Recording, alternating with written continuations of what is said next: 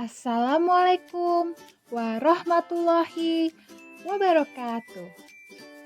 Halo teman-teman semua, kembali lagi bersama kami di channel YouTube PGSD A21 Universitas Nahdlatul Ulama Blitar. Terima kasih kepada teman-teman yang telah menyaksikan video kami yang sebelum-sebelumnya, dan terima kasih kepada Bapak Budiono selaku dosen pengampu mata kuliah evaluasi pendidikan. Kami di sini akan menjelaskan tentang KKM evaluasi pendidikan, yang dimana anggota kami terdiri dari 6 orang. Selamat menyaksikan.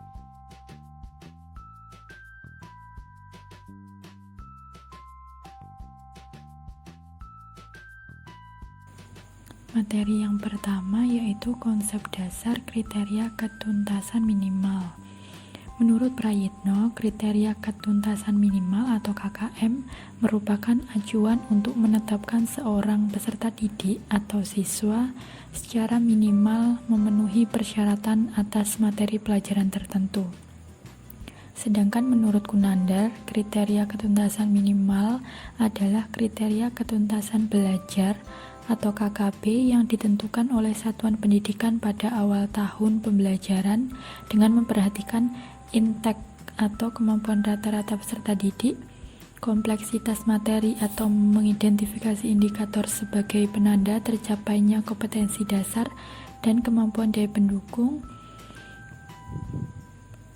yang dimiliki satuan pendidikan. Jadi dari pengertian di atas dapat disimpulkan bahwa KKM merupakan standar terendah yang harus dicapai oleh setiap siswa melalui kegiatan belajar mengajar atau batas minimal ketercapaian siswa dalam kompetensi setiap indikator dasar dan standar kompetensi aspek penilaian mata pelajaran yang harus dikuasai. Materi selanjutnya yaitu secara prinsip KKM dapat ditetapkan dengan 3 prinsip. Prinsip yang pertama yaitu prinsip metodik.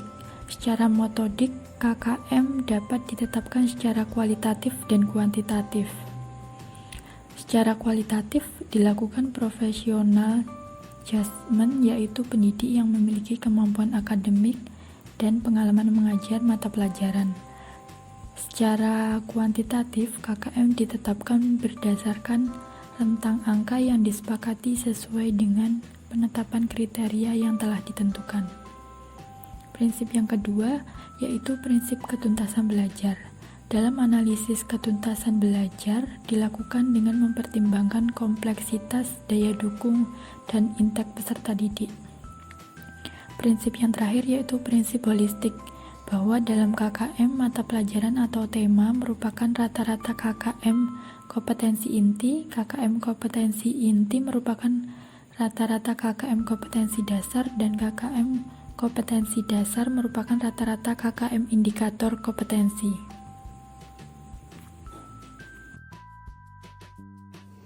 Nah, materi selanjutnya ialah tindak lanjut pencapaian kriteria ketuntasan minimal atau yang biasa disebut KKM. Nah, di sini ada 2 bagian. Yang pertama, tindak lanjut penilaian sikap. Ketuntasan kompetensi sikap dituangkan dalam bentuk predikat, yakni sangat baik atau SB, baik B, cukup C, dan kurang K. Ketuntasan belajar untuk sikap kompetensi dasar pada KI 1 dan KI 2 ditetapkan dengan predikat baik. Kompetensi dasar pada KI 1 dan KI 2 dikatakan tercapai tuntas oleh peserta didik apabila memperoleh predikat baik. Dan sedangkan kompetensi dasar pada KI 1 dan KI 2 belum tuntas atau cukup atau kurang oleh peserta didik, maka ditindaklanjuti dengan pembinaan holistik. Pembinaan holistik terhadap sikap yang dilakukan secara langsung disebut dengan value clarification. Jadi apabila peserta didik bersikap malas, berbohong, mencontek, dan lain sebagainya dapat langsung diklarifikasi dengan teguran, larangan, atau dengan sebaliknya yang disebut dengan compatible behavior. Misalnya nih, bersikap bohong ditegur dengan afirmatif, bersikap jujurlah. Peserta didik bersikap malas ditegur dengan secara afirmatif dengan bersikap rajinlah. Dan peserta didik bersikap mencontek ditegur dengan bersikap mandirilah. Di samping pembinaan langsung, sebaiknya pula guru memiliki program pembinaan yang bersifat kontinuitas. Misalnya program pembinaan karakter berupa knowing, feeling, dan acting. Selanjutnya ada tindak lanjut penilaian pengetahuan dan keterampilan. Nilai ketuntasan kompetensi, pengetahuan, dan keterampilan dituangkan dalam bentuk angka dan huruf, yakni 4,00 sampai 1,00 untuk angka yang ekuivalen dengan huruf A sampai D. Jadi penilaian KI 3 menggunakan angka dengan rentang capaian 0 sampai 100 dan deskripsi. Nah, deskripsi ini dibuat dengan menggunakan kalimat yang bersifat motivasi dengan pilihan kata yang bernada positif.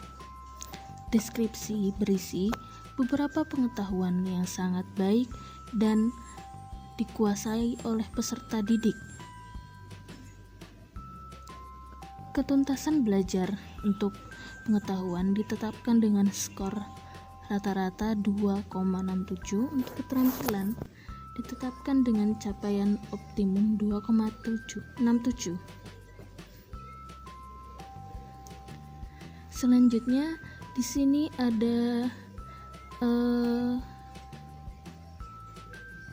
rentang angka ketuntasan belajar pengetahuan dan keterampilan yang sudah dijelaskan dalam Permendikbud nomor 104 tahun 2014. Nah, di sini ada tabel. Jadi peserta didik yang belum mencapai ketuntasan belajar pada pengetahuan dan keterampilan diberi kesempatan untuk perbaikan atau biasa kita sebut remedial. Dan peserta didik tidak diperkenankan melanjutkan pembelajaran kompetensi selanjutnya sebelum kompetensi tersebut tuntas. Hasil analisis penelitian pengetahuan dan keterampilan berupa informasi tentang peserta didik yang telah mencapai kriteria ketuntasan minimal atau KKM dan peserta didik yang belum mencapai KKM. Nah, bagi peserta didik yang belum mencapai KKM perlu ditindaklanjuti dengan remedial. Sedangkan bagian peserta didik yang telah mencapai KKM diberikan pengayaan. Selanjutnya yaitu merumuskan kriteria ketuntasan minimal belajar. Kriteria ketuntasan minimal yang disebut KKM adalah kriteria ketuntasan belajar yang ditentukan oleh satuan pendidikan yang mengacu pada standar kompetensi kelulusan dengan mempertimbangkan karakteristik peserta didik, karakteristik mata pelajaran, dan kondisi satuan pendidikan. Dijelaskan pula dalam Panduan Penilaian untuk Sekolah Dasar tahun 2015 bahwa untuk menentukan kriteria ketuntasan minimal KKM dapat dengan mempertimbangkan tingkat kemampuan rata-rata peserta didik, kompleksitas kompetensi, serta kemampuan sumber daya pendukung meliputi warga sekolah, sarana dan prasarana dalam penyelenggaraan pembelajaran. Yang pertama yaitu kompleksitas materi. Tingkat kompleksitas materi ajar yang terdapat dalam kompetensi dasar dapat ditentukan pada 3 tingkatan, yaitu tinggi, sedang, dan rendah. Kompleksitas sedang dan rendah apabila tidak memenuhi hal-hal yang diperlukan dalam kompleksitas tinggi. Yang kedua yaitu daya dukung. Kemampuan sumber daya dukung dalam penyelenggaraan pembelajaran pada masing-masing sekolah apabila memenuhi standar nasional tentang sarana dan prasarana. Tingkat daya dukung terdiri dari tinggi, sedang, dan rendah. Daya dukung tinggi apabila sarana dan prasarana pendidikan yang sesuai dengan tuntutan kompetensi yang harus dicapai peserta didik seperti perpustakaan, laboratorium, dan alat atau bahan untuk pembelajaran. Dan yang kedua, ketersediaan tenaga, manajemen sekolah, dan kepedulian stakeholder sekolah. Daya dukung sedang dan rendah apabila tidak memenuhi kriteria dari daya dukung yang tinggi. Yang ketiga yaitu intake peserta. Penetapan intake di kelas dapat didasarkan pada hasil seleksi pada saat penerimaan peserta didik baru, nilai ujian nasional atau sekolah, rapot, dan hasil rata-rata tes pada kelas sebelumnya. Secara teknis, prosedur penentuan KKM mata pelajaran pada satuan pendidikan dapat dilakukan antara lain dengan cara yang pertama, menghitung jumlah kompetensi dasar setiap mata pelajaran pada masing-masing tingkat kelas dalam 1 tahun pelajaran. Yang kedua, menentukan nilai aspek karakteristik peserta didik, karakteristik mata pelajaran, serta guru dan kondisi satuan pendidikan. Untuk memudahkan analisis setiap kompetensi dasar, perlu dibuat skala penilaian yang disepakati oleh guru mata pelajaran. Contoh penetapan kriteria dan skala pada KKM sebagaimana dalam tabel berikut.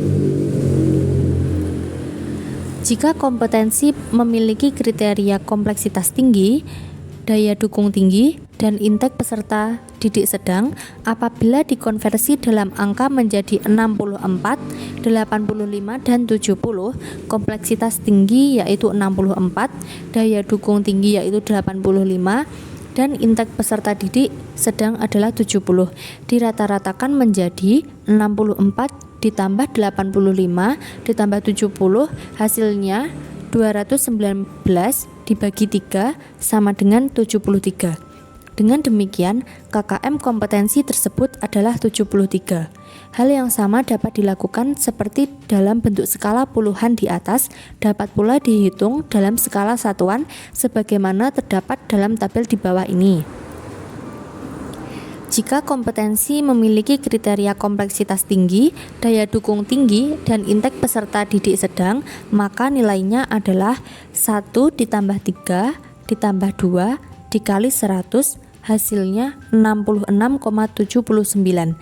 Jadi KKM dari kompetensi tersebut adalah 67, yaitu dibulatkan.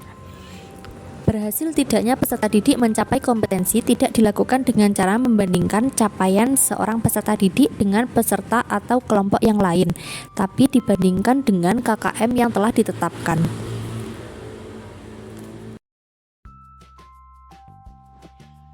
Nah, itulah tadi pemaparan dari kelompok kami tentang evaluasi pendidikan teman-teman. Semoga penjelasan dari kami bisa membuat kalian lebih paham ya. Terima kasih telah menyaksikan video kami. Jangan lupa subscribe dan like video kita ya teman-teman. See you. Wassalamualaikum warahmatullahi wabarakatuh.